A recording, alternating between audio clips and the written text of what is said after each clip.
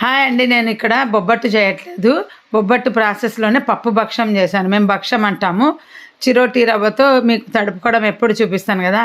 గట్టిగా పప్పు చేసుకోవాలండి. మిరియాల పొడి వేసేసుకొని వ్లాగ్లో పెట్టాను పప్పు ఉడకబెట్టేది. సేమ్ మనం చేసుకున్న పప్పునే. ఇది అయితే తోటకూరతో చేసి గట్టిగా చేసుకొని పప్పు మిరియాల పొడి వేసుకోవాలి కారం బదులు. మిగిలిన ప్రాసెస్ అంతా అంతే.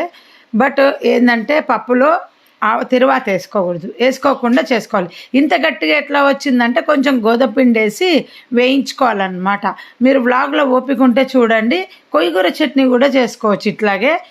ఎట్లా అంటే కొయ్యగూర చట్నీతో చేసుకోవచ్చు అంటే కొయ్యగూర, చింతపండు, ఉప్పు, పచ్చిమిర్చి ఉడకబెట్టేసి పచ్చి కొబ్బరి మిక్సీకి వేసేటప్పుడు వేయాలి. ఎండు కొబ్బరి అయితే ఉడకబెట్టేటప్పుడు వేసేయాలి. అంత చల్లగైనాక ఇట్లా గట్టిగా చేసేయచ్చు. చాలా బాగుంటుందండి. చాలామందికి తెలియదు. ఇది మా పిన్నమ్మ చేస్తుంది. నేను డీటెయిల్గా వ్లాగ్లు పెట్టాను పప్పు ఉడికించడం, ఇంకా టిప్స్ కూడా. ఎవరైనా ట్రై చేసుకోండి. నాకు తెలిసి గోంగూర పప్పు గట్టిగా చేసుకుంటారు చాలామంది. గోంగూర పప్పుతో కూడా చేసుకోవచ్చండి.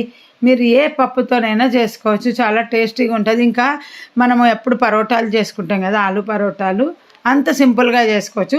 ఎప్పుడైనా పార్టీస్ అప్పుడు, పండగలప్పుడు కూడా స్వీట్ బొబ్బట్టు, హాట్ బొబ్బట్టు అని చేసేసుకొని తినేస్తే అయిపోయి. ఇంకా అన్నం ఏం చేసుకోకుండా బాగుంటుంది. మీకు నచ్చితే వీడియో లైక్ చేయండి, షేర్ చేయండి. ఇది మా చిన్నప్పటి నుండి తింటున్నది. యూట్యూబ్ కోసం ఇప్పుడు నేర్చుకున్నది కాదు. మా పిన్నమ్మ చేస్తుంది చిన్నప్పటి నుండి పప్పు భక్షం అని. బట్ ఏంటంటే నేను పప్పు భక్షంను ఆకుకూర భక్షం లాగా చేశాను. వీడియో తప్పకుండా లైక్ చేసి షేర్ చేస్తారని ఎక్స్పెక్ట్ చేస్తున్నానండి. బాయ్.